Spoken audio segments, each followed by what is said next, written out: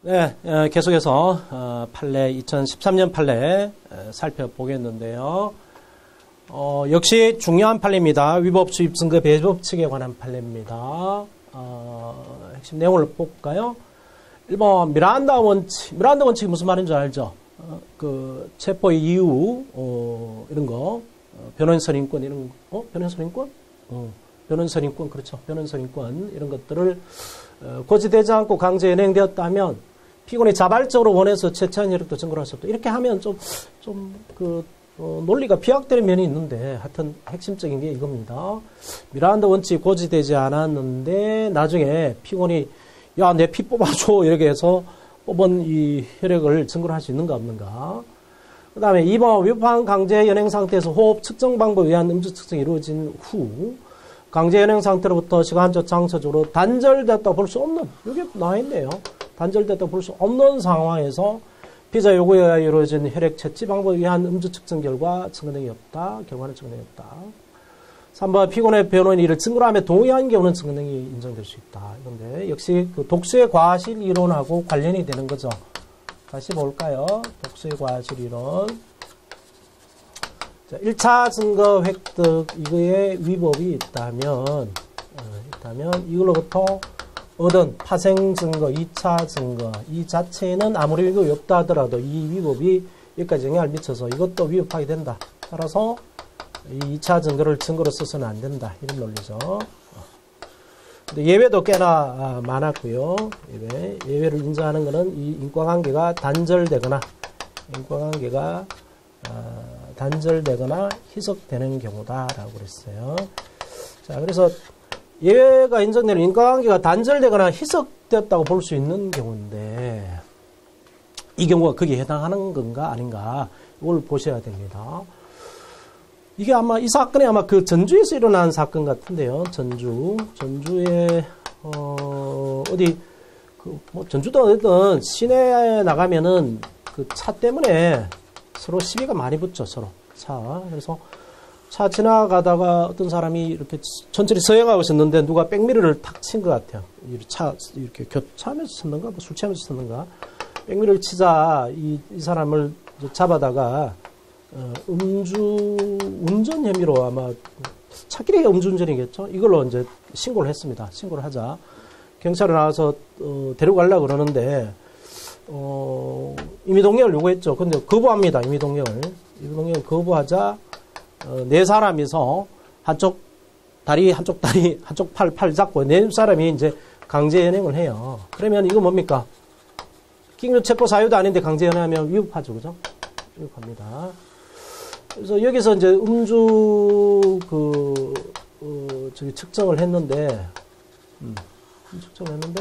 이게 억울하다 그러면서 아마 그 혈액에 의한 음주 측정을 요구를 했나 봐요.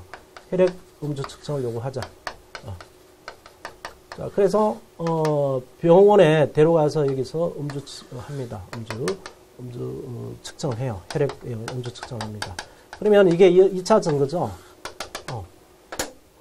자, 임의동행에 간 거 이게 위법하잖아요. 강제연행 위법하면 이거로부터 음주 측정해 놓은 거 이것도 위법하죠. 그죠? 그 다음에 여기서부터 파생된 2차 증거, 병원에 가서 받은 혈액 또 증거 이것도 위법하다고 봐야 되죠. 그죠? 위법하다고 봐야 되는데 예외가 인정되는 인과관계가 단절돼야 되는데 지금 이 위법 상태가 단절되지 않고 계속 유지가 됐다고 볼 수 있는 경우겠죠. 그죠? 그런 상황입니다. 이런 판례가. 자, 판례 내용을 보자. 위법한 강제 연행 상태에서 호흡 측정 방법에 의한 음주 측정을 한 다음에 강제 연행 상태로부터 시간적, 장소적으로 단절되었다고 볼 수도 없고 계속 되었단 말이에요. 위법한 강제 연행 상태가. 피의자의 심적 상태 또한 강제 연행 상태로부터 완전히 벗어났다고 볼 수 없는 상황에서 피의자가 호흡 측정 결과에 대한 탄핵을 하기 위하여 이거 호흡 보니까 운전면허가 정지되거나 취소된 결과가 나왔단 말이에요. 그래서 그걸 거부했습니다. 스스로 혈액 채취 방법에 의한 측정을 할 것을 요구하여 혈액 채취가 이루어졌다고 하더라도 요구했습니다. 요구에 의하여 혈액 채취가 이루어졌다고 하더라도 그 사이에 위법한 체포 상태에 의한 영향이 완전하게 배제되고 피의자 의사결정의 자유가 확실하게 보장됐다고 볼 만한 다른 사정이 개입되지 않는 이상 불법 체포와 증거 수집 사이에 인과관계가 단절된 것으로 볼 수 없다. 인과관계가 계속 이어졌다는 거죠. 위법한 4명에서 다리를 잡고 갔어요. 4명에서 팔다리 잡고 간 그 위법 상태가 계속 이어졌다고 보는 거죠. 따라서 그러한 혈액 채취에 의한 측정 결과 역시 유죄 인정의 증거로 쓸 수 없다고 봐야 된다. 자, 1차 분 것도 호흡 분 것도 증거로 못 쓰죠. 그죠? 강제연행에 가서 풀었으니까요. 못 쓰고. 자발적으로 가서 야, 씨, 내 팔 뽑아서 피 뽑아줘 해가지고 뽑은 거 이것도 증거로 쓸 수 없다는 겁니다. 이 위법 상태가 계속 지속되었기 때문에. 그리고 이런 수사기관의 위법한 체포 상태를 이용하여 증거로 수집하는 등의 행위를 효과적으로 억제하기 위한 것이므로 피고인의 변호인이 이를 증거로 하며 동의하였다 하여도 달리 볼 것은 아니다. 자, 위법 수집 증거는 증거 동의 대상이 안 된다고 보고 있죠. 그죠? 증거 동의하더라도 증거로 쓸 수 없습니다. 근데 딱 예외가 2가지 있다고 그랬죠. 번복 진술 조사하고 피고인 측에 참여권 없이 작성된 증인신문 조사하고 그 2개는 넓은 의미의 위법 수집 증거로 보면서도 증거 동의 대상이 된다고 봅니다. 자, 그래서 요 증거 동의로 증거를 할 수 없는 거죠. 자, 이걸 보고 이제 되돌아가 보면 쉽겠죠. 미란다 원칙이 고체되지 않고 강제 연행되었다면 피고인이 자발적으로 원해서 채취 연행도 증거를 할 수 없다. 그렇죠, 그죠? 맞습니다. 2번 위법한 강제 연행 상태에서 호흡 측정 방법에 의한 음주 측정이 이루어진 후 강제 연행 상태로부터 시간적으로 장소적으로 단절되었다고 볼 수 없는 상황에서 피자 요구에 의해 이루어진 혈액 채취 방법에 의한 음주 측정 결과도 역시 증거 능력이 없다죠. 그죠? 맞다. 3번 피고인이나 변호인이 이를 증거로 하며 동의한 경우는 증거는 인정될 수 있다. 안 된다. 위법 수입 증거는 증거 동의의 대상이 되지 않는 것이 원칙이다.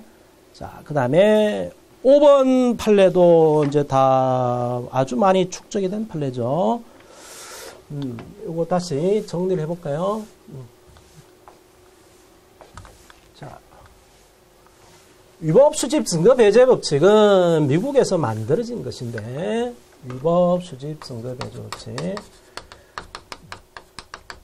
미국 연방 대법원 판례를 통해서 만들어진 것인데, 미국 연방 대법원 판례가 위법 수집 증거 배제 법칙 이론을 만든 이유가 백인 경찰의 흑인이 구타하는 것, 즉 수사기관의 위법 수사를 억제하기 위해서 만들었단 말이죠. 위법 수사 억제의 출발점이 있습니다. 자, 그렇기 때문에 법원의 위법 재판 여기에는 위법 수집 증거 배제 법칙이 적용될 여지가 없죠. 수사 미국 이론에 하면. 자, 그 다음에 또 일반 사인의 위법 수집 증거는 또 위법 배제 법칙이 적용될 수가 없죠. 그죠? 자, 그래서, 위법 수집 증거 배제 법칙은 수사기관의 위법을 억제하기 위해서 이거를 증거로 쓰지 않았던 건데, 법원의 위법 재판에 의한 결과라든가, 사인의 위법 수집 증거의 경우는, 위법 배제 법칙이 적용되지 않기 때문에 증거로 쓰게 됩니다. 이 이론을 우리 대법원 판례가 여전히 받아들이고 있죠. 자, 그래서, 일반 사인의 위법 수입 증거는 증거로 씁니다. 위법 배제 법칙 적용되지 않아요. 핵심을 봐볼까요? 이미 많이 나왔고 축적이 된 거죠. 1번 사인이 위법으로 수입한 증거에도 위법 수입 증거 배제 법칙이 적용된다? 아니죠. 2번 국민의 사생활 영역에 관계된 증거는 형사법정에 제출되는 것이 허용되지 않아야 된다? 아닙니다. 사생활 영역에 관계되는 증거라도 그 형사조치로 얻을 이익이 더 크다면, 공익이 더 크다면 증거를 할 수 있죠. 3번 국민의 사생활 영역에 관계된 증거라도 형사소추에 필요한 것이라면 곧 바로 공익의 사익보다 우월한 것을 볼 수 있다. 그럴까요? 그러면 다 사인의 증거는 다 위법으로 수입했더라도 다 공익이 크니까 다 증거를 할 수 있게 되는데요. 자, 그에 관한 판례를 봐보십시다. 이미 많이 나왔습니다. 반복 늘 매년 나오는 거죠. 국민의 인간으로서의 존엄과 가치를 보장하는 것은 국가기관의 기본적인 의무에 속하는 것이고 이는 형사 절차에서도 당연히 구현되는 것이지만 국민의 사생활 영역에 관계되는 모든 증거의 제출이 곧바로 금지되는 것으로 볼 수는 없으므로 법원으로서는 효과적인 형사소추 및 형사소송에서의 진실 발견이라는 공익과 개인적 인격의 이익 등의 보호 이익, 사익을 비교 형량하여 그 허용 여부를 결정해야 된다. 그래서 일반 개인의 인격권이라든가 비밀, 사생활의 비밀 침해에서 얻은 사인이 획득한 증거라도 그 증거로 써서 형사처벌에 대한 공익과 그 개인의 인격적 이익 보호, 사생활 보호를 위한 개인적 사익을 비교 형량해서 이걸 증거로 쓸 것인지 말 것인지 결정해야 된다는 것이 대법원의 정확한 태도입니다. 공익과 사익의 비교 형량론이 대법원의 정확한 태도라고요. 근데 이게 새로 나온 판례죠. 원래 2003년 13년 판례. 이때 법원이 그 비교 형량을 함에 있어서 증거 수집 절차와 관련된 모든 사정, 즉 사생활 내지 인격적 이익을 보호해야 할 필요성 여부 및 그 정도, 사생활 기타 인격적 이익을 침해하게 된 경위와 그 침해의 내용 정도, 그다음에 형사소추 대상이 되는 범죄의 경중과 성격, 피고인의 증거 동의 여부 등을 전체적으로 종합적으로 고려하여 하고, 단지 형사소추에 필요한 증거라는 사정만을 들어 곧바로 공익이 사익보다 우월한 것으로 섣불리 단정해서는 아니 된다라는 것이 새로 나온 판례입니다. 자, 그래서 1번 틀렸죠. 사인의 경우에도 위법 배제법칙 적용된다면 틀립니다. 2번 국민의 사생활 영역에 관계된 증거는 형사법정에서 제출되는 허용되지는 않아야 한다. 틀렸죠. 3번 국민의 사생활 영역에 관계된 증거로도 형사소추에 필요한 것이라면 곧바로 공익이 사익보다 우월한 것을 볼 수 있다. 틀리죠. 자, 이것과 관계되는 것이 바로 6번 판례인데요. 제3자가 공무원이 지방자치단체장에게 불법 선거 운동 내용을 보고하는 이메일을 불법적인 방법으로 해킹하여 수입한 것이라도 증거능력이 있다. 아닌데, 이 3자가 사인인데 이게 지문에서 다르게 들을 수 있어요. 다르게 나올 수 있어요. 자, 제가 해설에다가 이 사건의 사안을 좀 넣어놨는데요. 뭐 판례에 의하면 이렇게 네모시로 이렇게 되어 있는데 밀양시입니다. 밀양시고 밀양시에 그 음시장이 있는데 그 동장이 있어요. 동장 7급인데요. 동장이 이제 6급 공무원만 할 수 있는 것 같아요. 6급 공무원. 6급 공무원이고 동장은 5급만이 할 수 있는 것 같아요. 5급 사무관. 만년 6급 출사 보라 그래야 되나? 이 사람을 5급 자리에다가 올려줍니다. 음시장이. 직무대려, 동장 직무대려 올려줘요. 그러자 요 6급 공무원이 평생 이거 5급 승진 못 해보고 죽나 했는데 공무원 생활 끝내나 싶었는데 이걸 음시장이 이렇게 5급 직무로 주자. 이 뭐 하늘 같은 은혜에 감사한다 그래서 이제 충성서약을 하게 됩니다. 충성서약. 그래서 이 충성서약에 이메일을 보내게 돼요. 그래서 음시장님의 제가 재선을 돕겠습니다. 그래서 이 내용을 했는데 누구한테 무슨 선거운동을 하게 했고 하는 이 사전선거운동이 들어가 있는 내용에 이 충성 메일을 보내게 돼요. 근데 조직에는 항상 반대파가 있죠. 그래서 똑같은 밀양시에 다른 공무원이 있어요. 다른 공무원. 자, 여기는 A 공무원이라고 하면 B 공무원이 있습니다. 이 B 공무원이 능력이 좋은가 봐요. 이 이메일을 충성서약 해놓은 이 이메일을 해킹을 합니다. 해킹을 해가지고 이 내용을 알게 돼요. 그래서 이거를 가지고 이제 신고를 하자. 이 사람이 사전선거운동하면은 공선법 위반이죠. 공직자 선거법 위반입니다. 이 위반 혐의로 기소가 되고 이걸로 이제 이걸 증거로 제출이 됐어요.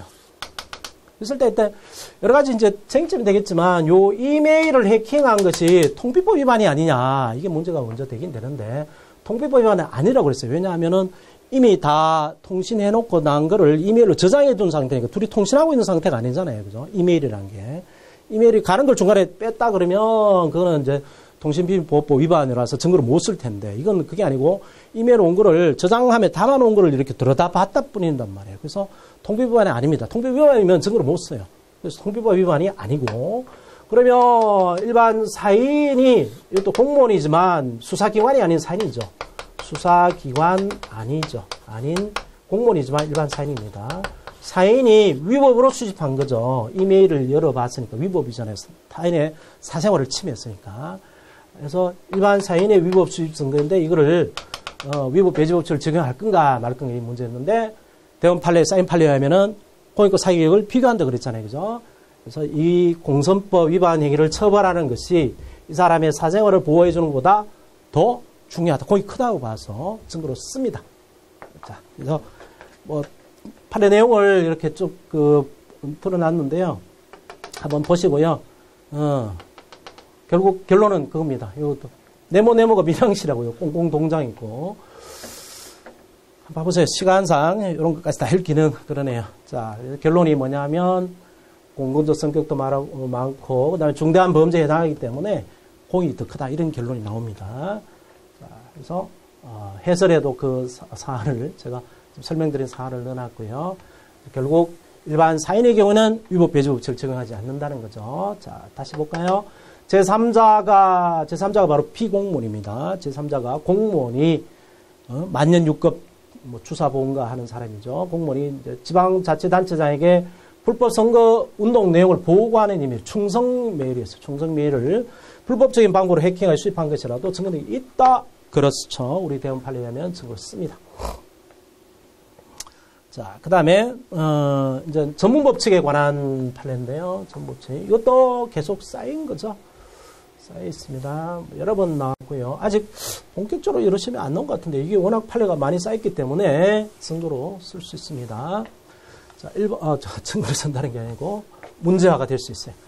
1번, 전문법칙은 전문 증거에 포함되어 있는 원진술의 내용이 요청 사실로 된 경우야 적용된다. 자, 전문이라는 게 이런 거죠. 여기에 원진술자가 있고요. 이 사람 말을 얘가 전문 진술자죠. 듣고요. 이 사람이 들은 거죠. 이 사람이 요 말로 씨부린 것을 이 사람이 귀로 들은 거죠. 들었다, 듣고 한번 듣고 요거를 다른 사람한테 말하는 거죠. 말하는 거. 그러면 요게 전문 진술이 되는 거죠. 전문 진술. 근데 요 사람이 말한 내용이 바로 증명이 필요한 요청 사실이 된 경우입니다. A가 B를 살해했다라고 하는 거. A가 이 사람이 A거나 또는 갑이 이렇게 내가 목격했다라고 한 말이거나. 이 말을 하는 것을 내가 전문지에서 의리죠. 의리 들었다라고 하는 거죠. 여기 이제 뭐 법정이든 간에 그죠. 법정 판사한테 하는 거죠. 판사한테 말하는 거죠. 귀입니다. 귀. 그래서 원경험을 전달하는 것이 바로 전문 증거입니다. 원경을 전달하는 거. 그게 아니고 이 자체가 이 말하는 것을 들었는데 요게 요 말 자체 요게 요청 사실인 경우, 요 말한 것 자체가 요청 사실인 경우, 그때는 이 사람이 지금 A가 B를 살해하는 것을 경험한 거, 살해하는 것을 원시주자가 이제 경험한 거죠. 원경험자죠. 원경험자의 경험을 옮겨주는 게 전문 건데, 그러니까 이 사람이 이런 말하는 것 자체가 문제다. 이럴 때는 원경험자가 얘가 원경험자가 되죠. 이런 말을 하더라고 하는 거. 그래서 그럴 때는 이 사람의 말의 내용을 옮기는 게 아니고 이 사람 말 자체 한 것 자체로 옮기는 경우는 원경험자가 이 사람 자체가 되니까 이거는 전문 증거가 아닌 거죠. 그죠? 그 내용입니다. 그래서 전문법칙은 전문 증거에 포함되어 있는 원지술의 내용이 요청 사실로 된 경우야 적용된다. 맞고. 2번, 원진술의 존재 자체가 요청 사실인 경우에도 전문 증거로서 전문법칙 적용된다. 아니죠. 원진술의 존재 자체가 증명이 필요한 경우에는 그거는 전문 진술자처럼 보이지만 그 사람이 원경험자가 되죠. 그죠? 전문법칙 적용되지 않습니다. 그 다음에 어떤 진술이 그 진술의 진실성과 관계없는 간접 사실에 대한 정황 증거로 사용될 때에는 전문 증거가 되지 않는다. 그렇습니다. 많이 나온 거고요. 어떤 진술이 기재된 서류가 그 내용의 진실성이 범죄 사실에 대한 직접 증거로 사용될 때에는 뭐 사람을 살해했다든가 북한을 찬양했다든가 이런 내용의 말을 하는 것을 내가 들었다라고 하게 되면 이건 직접 증거, 전문 증거가 됩니다. 그런데 그와 같은 진술을 하였다는 것 자체 또는 그 진술의 진실과 관계없는 간접 사실에 대한 정황 증거로 사용될 때는 전문 증거가 되는 게 아닙니다. 원경험자가 되니까요. 자, 그래서 해설에 그 얘기를 넣어놨는데 피고인들의 이메일 첨부 서류, 제출 서류가 거기 기재된 내용의 진실성, 북한을 찬양했다, 뭐 사람을 죽인 내용이 들어갔다 이러면은 그 대한 직접 증거로 사용되는 한도에서는 전문 증거이지만 피고인들은 그와 같은 내용의 문서 또는 그런 문서 파일에 들어있던 저장 미체를 소지하고 또는 보관하고 있었다는 사실. 이거는 그 자체가 원본 증거가 되죠. 그죠? 전부 적용되지 않습니다. 그렇기 때문에 증거 능력이 있죠. 전문 증거로 보면 어차피 증거를 할 수 없죠. 이건 전문 증거는 증거를 할 수 없습니다. 이 사람의 증거는 증거를 할 수 없지만 원경험자의 진술 같으면 이거는 원경험자가 되면 바로 증거를 할 수 있게 되는 거죠. 그 차이를 아시고요. 자, 뭐 1번 맞고 2번 틀렸죠. 3번 맞고요. 자, 그 다음에 또 매우 중요한 판례가 우리를 기다리고 있습니다. 바로 그 검사 작성의 피의자 신문 조서에 관한 건데요. 자,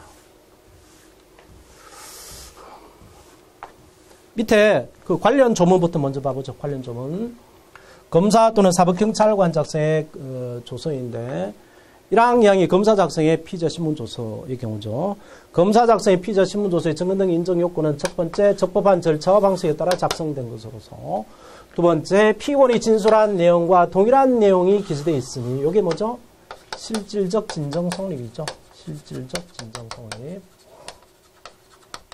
있으니 공판 주민대로 공판 결에서 피고인의 진술에 의하여 인정이 되고, 자, 그래서 실질적 진정 성립은 피고인의 진술에 의하여 원진술자의 진술이죠. 원진술자의 진술에 의하여 실질적 진정 성립이 인정이 되거나 인정되고, 그 다음에 세 번째, 그 조서에 기재되어 있는 진술이 특히 신빙할 수 있는 상태에서 행하였음이 증명된 때 하나의 증거를 할 수 있다. 그래서 이런 세 가지 요건이 있고요. 근데 만약에 피고인이 그 원진술자가 실질 증성을 부정하면 어떻게 되느냐? 그게 2항에 마련되어 있죠. 제1항에도 불구하고 피고인이 그 조서의 성립의 진정을 부인하는 경우에는 그 조서에 기재된 진술이 피고인이 진술한 내용과 동일하게 기재되어 있으니 영상, 녹화물이나 그 밖에 객관적인 방법에 의하여 증명이 되고, 그 조서에 기재된 진술이 특히 신빙할 수 있는 상태에서 행하였음이 증명된 때는 증거를 할 수 있다. 그래서 실질적 진성립은 원진술자의 진술에 의하여 인정이 되는 방법하고, 그 다음에 또 영상 녹화물 등 이런 객관적인 방법으로 증명되는 거하고 이 두 가지죠. 자, 그래서 피신 조서가 있단 말이죠. 피의자 신문 조서가 있는데 검사가 묻고 피의자가 답합니다. 묻고 답하고 할 때, 기본 강의할 때 답할 때에 3억은 줬다. 누가? 정준호가, 피의자 정준호가 줬다. 그 다음에 이걸 받아 쓴 사람이 검사 설경구다. 이렇게 됐을 때. 실질적 진성립이라는 것이 3억 줬다라고 한 말이 있는데 그게 내가 말한 대로 쓰여져 있다. 이거를 인정하는 거라고 그랬죠. 그죠? 그게 실질적 진정 성립입니다. 내가 말한 대로 쓰여져 있다. 실질적 성립. 근데 사실은 3억 준 게 아니다라고 한 거는 그거는 내용의 부인이고 사실 3억 주긴 줬다라고 말한 거는 그러면 내용적 진정 성립이겠죠.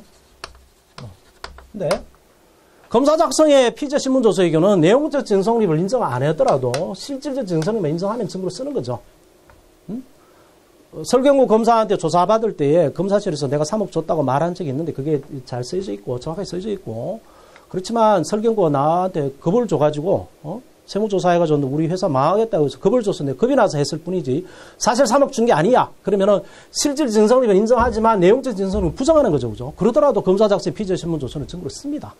쓰는데 근데 여기에 다시 실질 진성립 보면 이 정준호가 여기 써놓고 자기가 서명 날인하잖아요. 그죠? 요거는 형식적 진정 성립이죠. 그죠? 형식적 진성립. 이것도 있어야 되는 거죠. 있어야 되는데 옛날 판례가 이 형식적 진정 성립, 즉 서명 날인이나 자필 이런 거 이걸 인정하면은 실질 진정 성립이 인정된다고 해서 이 추정을 했었더랬습니다. 추정을 하다가 이게 깨져버렸죠. 지금은 추정 안 됩니다. 자, 그래서 실질 진정 성립은 두 가지 방법이 있는데 원주자의 진술에 의하여 하는 방법하고 영상 녹화물로 하는 방법 두 가지가 있는데 원지술자의 진술에 의해서 하는 거는 요거는 명확해야 되죠. 명확하고 이게 뭐 다른 걸로 추정돼서는 안 됩니다. 이 판례가 있기 때문에요. 추정론을 깬 판례가 있기 때문에. 그래서 뭐 묵시적으로 추정되는 경우, 묵시적으로 실질적 성립이 인정되는 경우는 인정해서는 안 됩니다. 추정돼서도 안 되고요.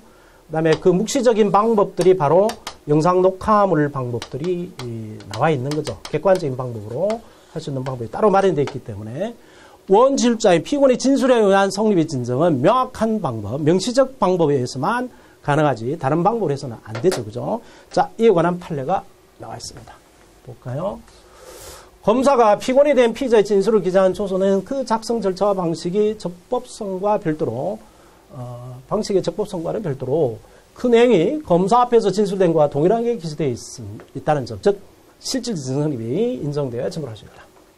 여기서 기재 내용이 동일하다는 것, 즉 실질적 진정성립이라는 것은 적극적으로 진술한 내용이 그 진술대로 기재되어 있어야 한다는 것뿐만 아니라 진술하지 아니한 내용이 진술한 것처럼 기재되어 있지 아니할 것을 포함하는 의미입니다. 내가 말한 대로 쓰여져 있고 내가 말하지 않은 것은 안 쓰여져 있다. 그까지 인정하는 의미라고요. 그리고 형사소송법이 조서의 작성 절차 방식의 적법성, 실질적 진성립을 명확하게 구분하고 규정하고 있고 또 피고인의 조서의 실질적 진성립을 부인하는 경우는 영상 녹화물 등 객관적인 방법에 의하여 피고인이 진술한 내용과 동일하게 기재되어 있음을 증명할 수 있는 방법을 마련해 두고 있는 이상, 묵시적 방법을 마련해 두고 있는 이상, 피고인 본인의 진술에 의한 실질적 진성립의 인정은 공판주비든 공판기일에 한 명시적인 진술에 의하여 하고, 단지 피고인의 실질적 진성립에 대하여 이의를 하지 않았다거나 또는 조서 작성 절차의 방식이 적법성을 인정하였다는 것만으로 절차 방식이 적법하다, 형식적 진성립을 인정한다, 이런 것만으로는 실질적까지 인정한 것으로 봐서는 아니 된다. 이거 중요한 겁니다. 또한 특별한 사정이 없는 한 이른바 입증 취지 부인, 입증 취지라는 것이 검사가 이 피의자 신문 조서를 낸 이유란 말이죠. 그걸 부인했다라는 말은 라고 진술한 것만으로는 조서의 진정성립을 인정하는 전제에서 그 증명력만을 다투는 것이라고 가볍게 단정해서도 안 된다. 그런데 지금 하고 있는 건 진성립 인정 부정 문제는 증거 능력 문제죠. 그죠? 증거 능력 문제고, 이걸 다투는 건데, 그, 조서의 진성립 인정해서 증명력만 다툰다라고 하는 건 증거 능력을 인정한다는 전제죠. 증거 능력은 인정하면서 그 신빙성만 가지고 다툰다. 증명력만 다툰다. 이런 건데, 이렇게 단정해서는 안 된다는 거죠. 검사가 낸 증거에 대해서 입증 취지 부인하는 것은 처음부터 증거능력 부정이라고 말하지 않고 그냥 입증 취지 부인하고 말한 것을 증거능력은 그러면 긍정하는 거 아니냐 이렇게 물었을 때 긍정한 걸로 쉽게 단정해서도 안 된다는 거죠. 자, 그렇게 보고요. 이제 체크를 해보십시다. 그래서 1번 실질적 증선입은 진술한 내용이 그 진술대로 기재되어 있어야 한다는 것뿐만 아니라 진술하지 아니한 내용이 진술한 것처럼 기재되어 있지 아니할 것도 포함한다. 그런 내용이 있었죠. 2번 피고인의 진술에 의한 실질적 증선에 의한 인정은 피고인이 공판 준비 또는 공판기일에서 한 명시적인 진술에 의하여야만 한다. 그렇죠. 묵시적인 인정, 추정 이런 건 안 된다 그랬죠. 3번 피고인이 실질적 증선입에 대하여 이의하지 않았거나 조서 작성 절차와 방식의 적법성을 인정하였다면 실질적 증선까지 인정한 것으로 볼 수 있다. 추정할 수 있다. 그럼 다 틀립니다. 안 된다. 명시적 진술에서만 성립의 진정을 인정을 해야 된다.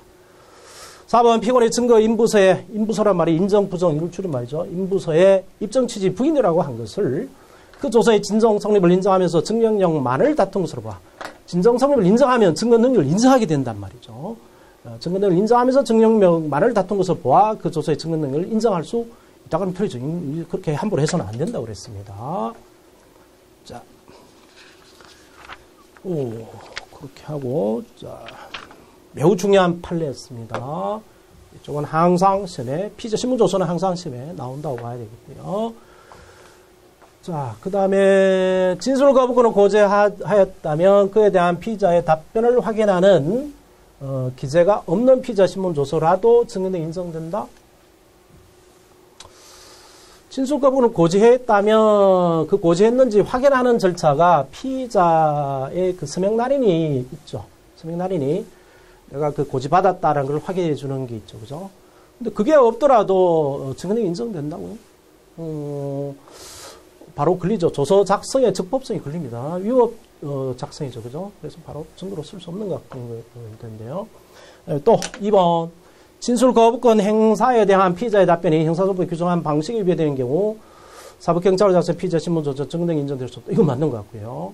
3번 피의자가 변호인 참여를 원하는 의사표시를 했는데도 수사기관이 정당한 사유 없이 변호인 참여 없이 작성한 피의자 신문조서는 위법 수입 증거로서 정리했다. 맞는 것 같은데요. 자, 그래서 312조, 244조고요.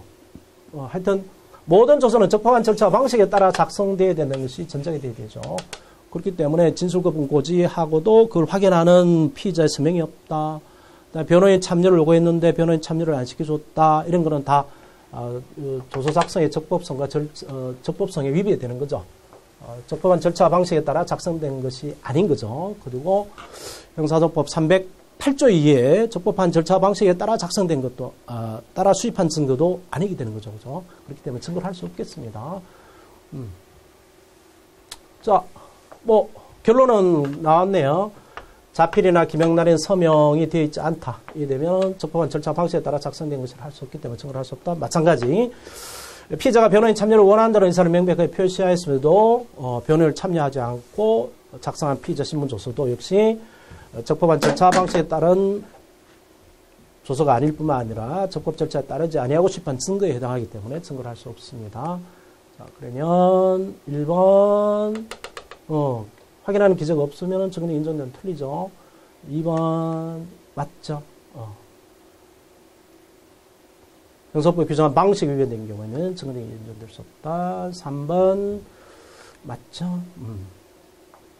변호인 참여를 원하는 의사를 표시했는데도 참여 없이 하게 되면 위법 수입 증거가 됩니다. 자, 그 다음에 또 매우 또 중요한 내용의 판례가 아니, 요 다음 판례가 더 중요하나요? 요거는 뭐 옛날에 나왔던 것 같은데요. 그래서 구인장 집행이 불가능하다는 취지의 서면이 제출됐다면 314조 적용될 수 있다. 314조가 뭡니까? 314조가 바로 나와있어요.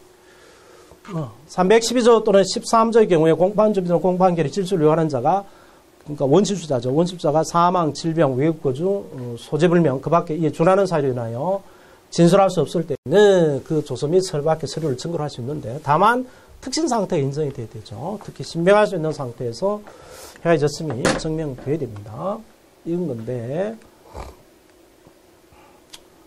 그래서 314조 요건을 갖췄는가 이거는 범죄를 처벌하기 위한 거니까 검사가 증명이 됩니다. 전문 증거의 증거력을 갖추기 위한 요건에 관한 것이기 때문에 검사이겠고요. 그렇기 때문에 법원이 소재 불명이거나 그 밖에 이에 준하는 사유를 진술할 수 없을 때에 해당한다고 인정하려면은 증인의 법정 출석을 위한 가능하도 충분한 노력을 다했음에도 불구하고 증인의 법정 출석이 불가능하게 되었다는 사정을 검사가 증명한 경우에 됩니다. 그렇기 때문에 휴대전화번호와 집전화번호로 기재가 되어 있는데도 그에 대해서 전화를 안 해본 그 흔적이 없다 이러면 증거로 못 씁니다. 314조를 적용할 수 없죠. 상당한 노력을 기울였다는 자료가 보이지 않는다면 314조에 해당한다고 할 수 없다. 자, 이건 뭐 많이 나온 것들입니다. 기존에. 그래서 교과서에 다 볼 수 있는 거고요. 그러면 구인장 집행이 불가능하다는 취지의 서면이 제출됐다면 314조 적용될 수 있다. 이것만으로 안 되죠. 구인장 집행이 왜 불가능하게 되는지 그 사유를 증명해내야 됩니다. 그래서 2번은 맞는 거죠. 기록에 나타난 증인의 전화번호로 전화를 해보지 않았다면 증인의 소재불명을 이유로 314조를 적용할 수는 없다. 자, 그 다음이 매우 중요하게 됐습니다. 매우 중요합니다. 역시 그 314조에 관계되는 건데요. 314조. 자, 여기다 써볼까요? 314조. 이제 314조. 원진술자가 어떻게 됐다는 겁니까? 원진술자가 사망하거나 질병이거나 해외 거주, 소재불명 이런 거 들어가죠. 그 밖의 사유로 그 밖의 사유가 아니죠. 이에 준하는 사유죠. 그 밖에 이에 준하는 사유로 법정에 출석할 수 없을 때 원실자가 법정에 출석해서 진술할 수 없을 때는 그 서류들을 증거로 할 수 있다. 그래서 증거로 써서 범죄를 처벌하기 위한 규정이죠. 실체 진실의 발견을 위한 제도입니다. 근데 여기 그 밖에 여기 준하는 사유에 이 증언 거부가 들어가느냐 이게 문제죠. 증언 거부 들어가느냐 이게 문제입니다. 증언 불능은 들어갑니다. 증언이 불가능하게 되었다라고 하는 경우는 들어가죠.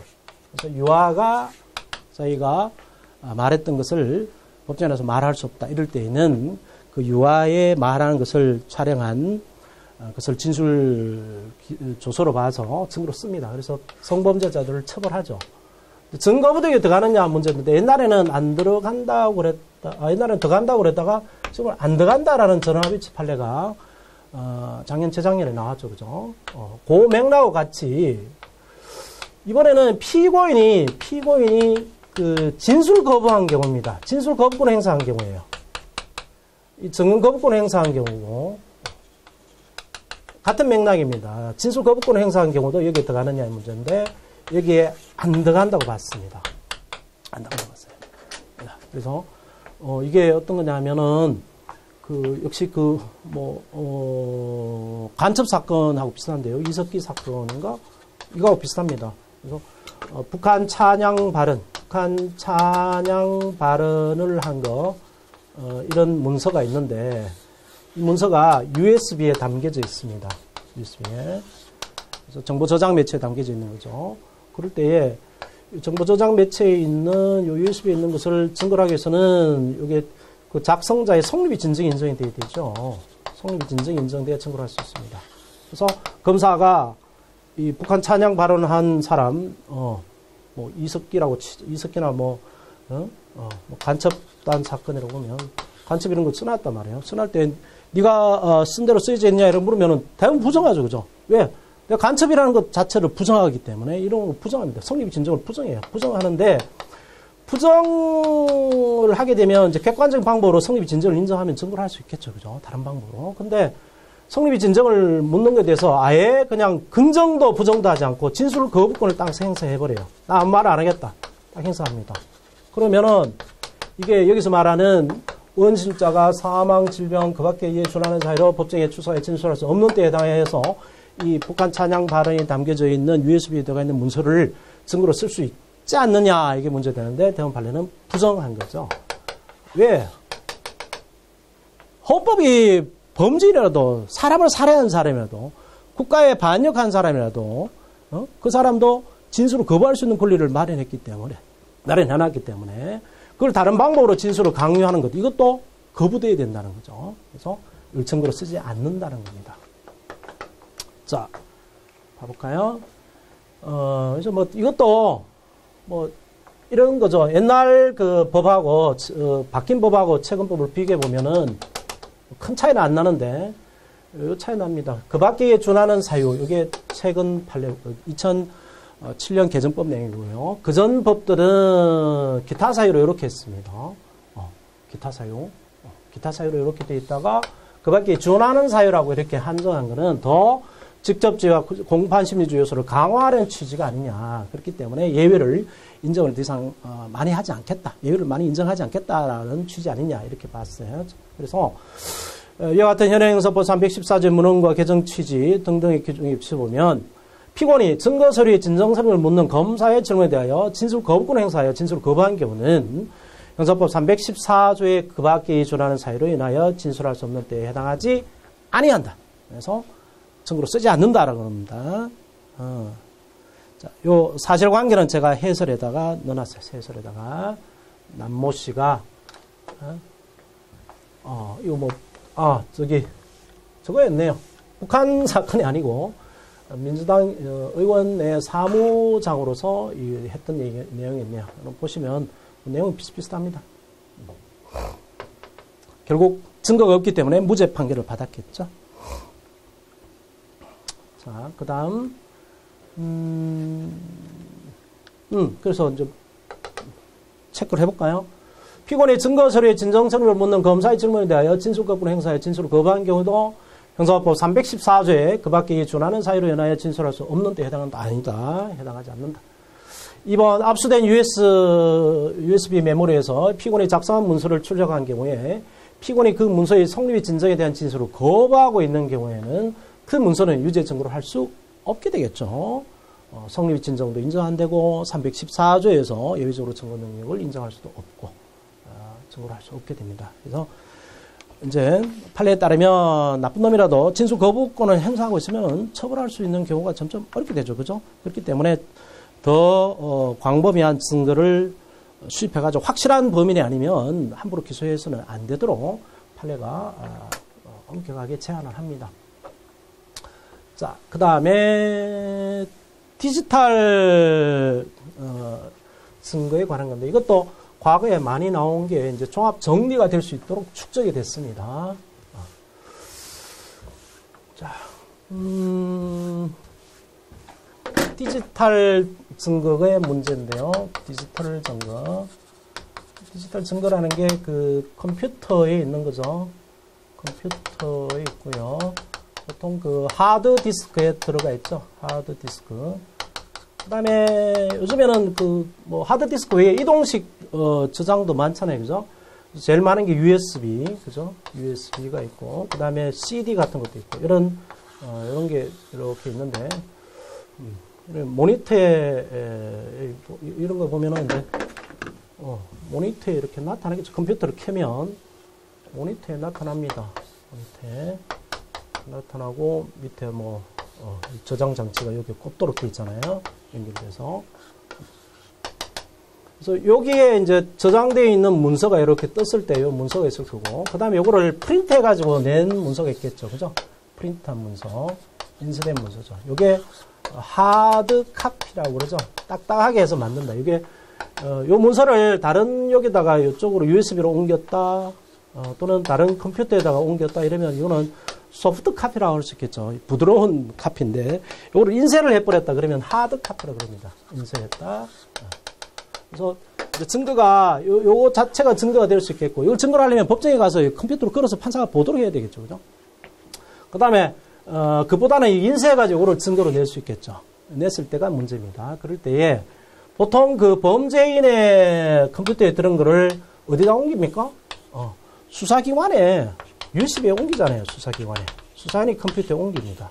그랬을 때 여기 문서하고 범죄인이 피고인의 컴퓨터에 들어가 있는 그 파일하고 여기 수사기관에 컴퓨터 뭐 USB 여기에 들어가 있는 파일하고 같은 파일이어야 되겠죠. 그죠? 그래서 그거를 동일성이라고 그럽니다. 동일성. 같은 파일이고 그 다음에 중간에 이걸 변형하지 않았다. 그거를 무결성이라고 그럽니다. 무결성. 똑같다는 거죠. 이게 두 가지가 인정이 되어야 됩니다.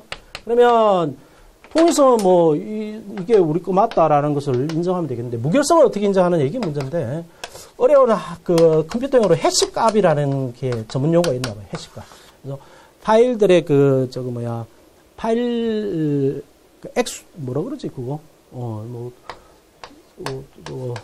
거 들고 안 되고 이게 수치로 계산하면 나오겠죠. 이게 좀이라도 한자로 바꾸면 수치가 적어들 거 아니에요. OX, OX 문제. 그걸 해시값이라고 그런 것 같아요. 해시값. 그래서 요걸 가지고 하는데 요 해시값은 요 문서의 주체가 해시값을 내가 넣어놓은 문서의 해시값하고 복사해간 수사기는 복사해간 그 파일의 해시값하고 같은 거다 이렇게 인정하면 통일성, 무결성을 인정한다고 봅니다.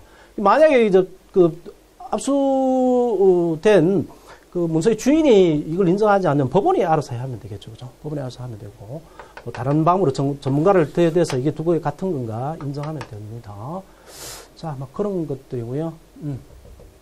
이런 내용입니다. 자, 좀 복잡하니까 이것도 먼저 한번 보고 가죠. 디지털 저장 매체로부터 출력한 문건은 그 원본에 저장된 내용과 동일성 인정되지 않더라도 그 작성자는 진술자의 진술에 의하여 성립이 진정이 증명된 때는 증명이 있다. 아니죠. 같은 거여야 됩니다. 동일성이 먼저 인정돼야 되겠고요. 2번 압수물인 디스크 등 정보 저장 매체로부터 출력한 문건은 그 원본 내용과 동일성 인정되면 그 원본의 압수시로부터 출력시까지 변경되지 않았다라는 무결성이 담보되지 않더라도 증거할 수 있다. 틀렸죠. 동일성과 무결성 둘 다 인정이 돼야 됩니다. 3번 하드카피 또는 이미징한 매체로부터 출력한 문건의 경우 원본과의 동일성과 원본의 무결성은 피압수수색 당사자가 서명한 확인 서면으로 증명하는 것이 원칙입니다. 맞긴 맞죠. 4번 피압수수색 당사자가 서명하는 확인 서면이 없는 경우 동일성과 무결성은 반드시 압수수색 과정을 촬영한 영상 녹화물 재생 등의 방법으로 증명해야 된다. 아닙니다. 다른 전문가로 증명을 할 수가 있게 돼요. 자, 이걸 쭉 설명해 놓은 게 이겁니다.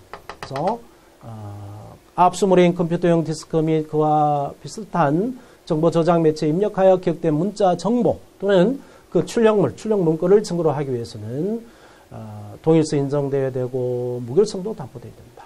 특히 정보 저장 매체 원본을 대신하여 정보 저장 매체에 저장된 자료를 하드카피 또는 이미 정한 매체로부터 출력한 문건의 경우에는 이 동일성과 인정될 뿐만 아니라 그 기계적 정확성, 신뢰성, 기술 능력 이런 것도 담보가 되어야 된다.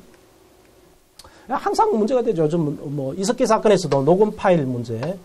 녹음 파일이 원본 녹음 파일하고 지금 국정원이 낸 녹음 파일하고 같은 거냐, 해시값이 같냐, 뭐 아니냐, 여기까지 맨날 싸우죠. 이 경우 출력 문건과 정보 저장 매체에 저장된 자료가 동일하고 변경되지 않았다, 무결성이 있다는 것은 누가? 피압수수의 당사자가 하드카피 또는 미정한 매체의 해시값이 동일하다는 취지의 서명하는 확인 서면을 경우마다 법원에 제출한 방법에 의하여 증명하는 것이 원칙이나 그와 같은 방법에 의한 증명이 불가능하거나 여러 가지 곤란한 경우에는 원본에 대한 압수 등을 한 수사관이나 전문가 등의 증언에 의하여 인정할 수도 있고요. 또 법원이 그 원본에 저장된 자료와 증거로 제출된 출력 문건을 대조하는 방법 등으로 무결성 동일성을 인정할 수도 있으며 반드시 압수수색 과정을 촬영한 영상 녹화물 등의 재생 등의 방법으로 증명해야 한다고 볼 것은 아니다라는 거죠. 왕재산 사건이었습니다. 자, 그러면 1번 디지털 정보 저장 매체로부터 출력한 문건은 그 원본에 저장된 내용과 동일성 인정되지 않더라도 틀렸죠, 그죠? 동일성 인정돼야 된다고 그랬죠. 틀렸다. 2번 출력한 문건은 동일성 인정되면 무결성 담보되지 않더라도 증거할 수 있다. 틀렸다. 3번 하드카피 또는 이미 정한 매체로 출력한 문건의 경우는 원본과 동일성과 무결성은 서명 압수면으로 증명할 수 있는 것이 원칙이다. 맞다. 압수수색 당사자가 하는 것이 맞다. 그 다음에 틀렸죠. 4번 영상 녹화물의 재생 방법으로 증명해야 되는 건 아니다. 반드시. 같은 거죠? 아닌가? 같은 거 아닌가? 7번? 다른 거네요. 그죠? 계속 많이 쌓였습니다. 많이. 자. 같은 건데,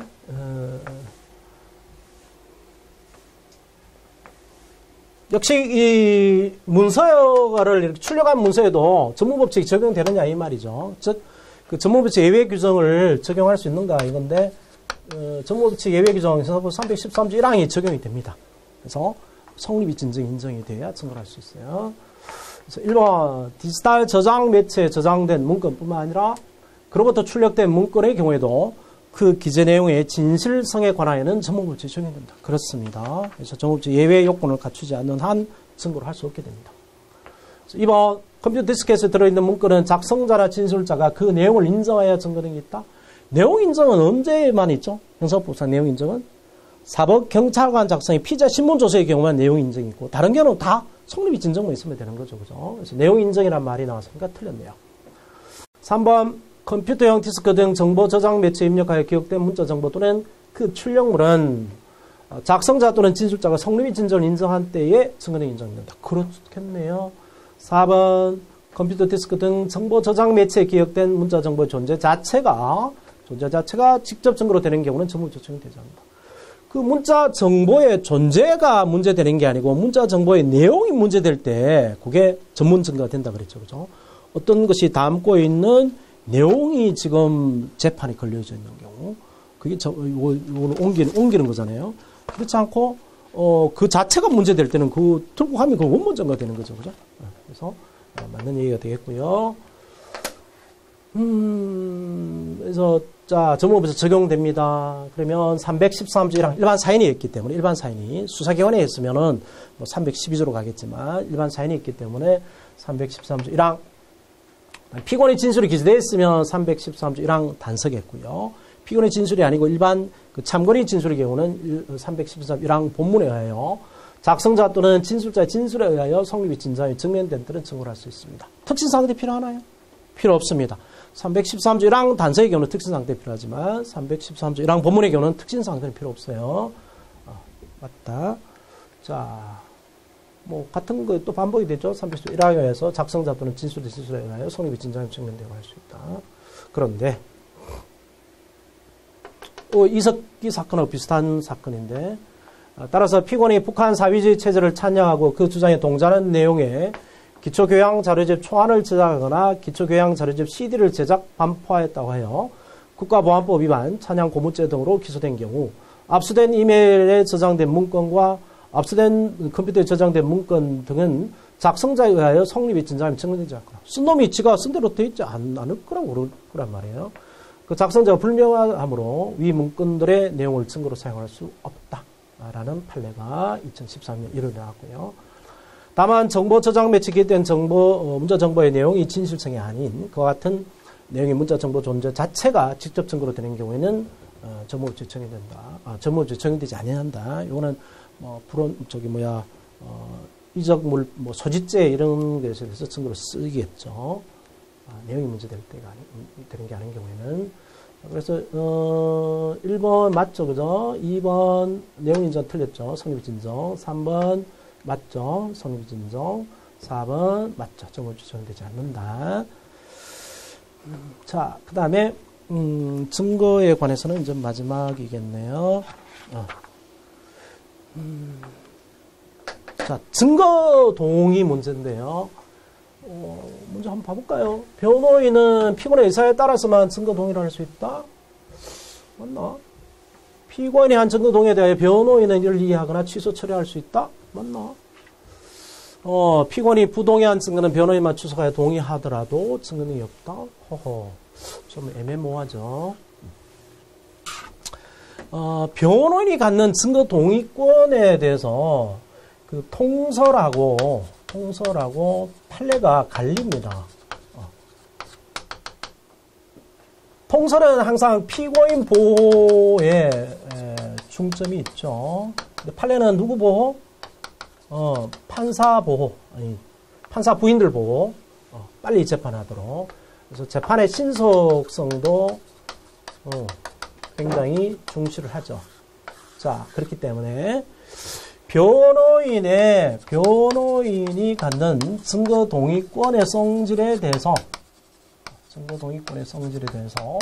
통설은 피고인 보호를 위해서 피고인에게 종속되어 있는 종속대리권으로 봅니다. 종속대리권. 그래서 이 말은 피고인의 의사에 따라서 증거 동의를 해줄 수 있고 안 해줄 수 있다는 거죠. 변호인은. 어쨌거나 대리권입니다. 그런데 판례에 의하면은 변호인의 증거 동의권은 독립대리권으로 보긴 보죠. 독립대리권으로 보긴 보는데 완전한 독립대리권은 아니고 불완전한 독립대리권으로 봅니다. 완전 독립대리권으로 보면은 피고인의 의사에 반해서도 할 수 있죠. 그죠? 근데 피고인의 의사에 반할 수는 없다고 보죠. 피고인의 명시의 의사에 반해서는 안 되고요. 반하지 않는 한 의사에 반하지 않는 한 증거 동의할 수 있다고 보고요. 그 말은 피고인의 그 묵시의 의사에 반할 수 있다라는 거죠. 묵시의 의사에 반해서도 증거 동의할 수 있다는 거죠. 이런 의미에서 독립대리권입니다.